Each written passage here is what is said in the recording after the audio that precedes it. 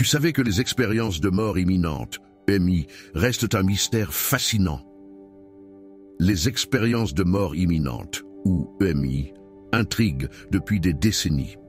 Ces récits de flottement hors du corps, de tunnels lumineux ou de rencontres avec des proches décédés fascinent autant qu'ils questionnent. Mais que dit la science sur ces phénomènes? Et pourquoi bouleversent-ils autant ceux qui les vivent? Voici ce qu'on sait sur les EMI. Qu'est-ce qu'une expérience de mort imminente?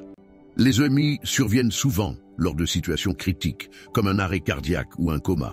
Ceux qui les vivent parlent de sensations de flottement hors du corps, de traversée d'un tunnel, de visions de lumière intense ou de retrouvailles avec des proches disparus.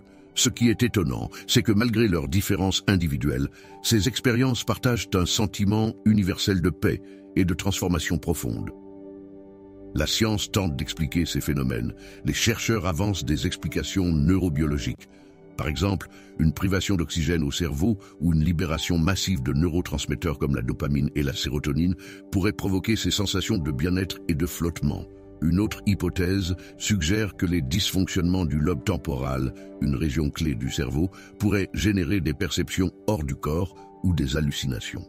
Certains scientifiques pensent aussi que ces expériences pourraient être une réponse protectrice du cerveau.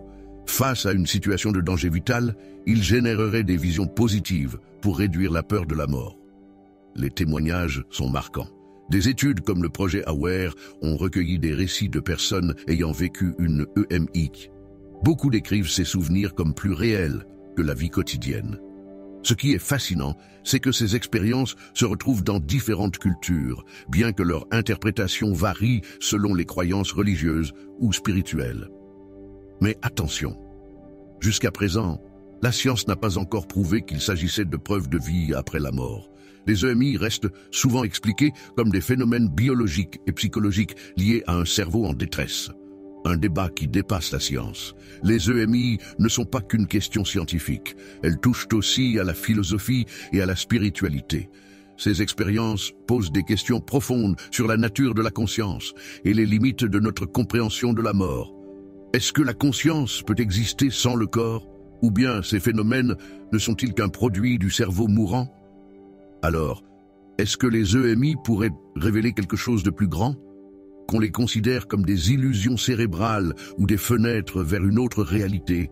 Ces expériences continuent de fasciner et de questionner notre rapport à la vie et à la mort. Dis-moi en commentaire ce que tu penses des EMI.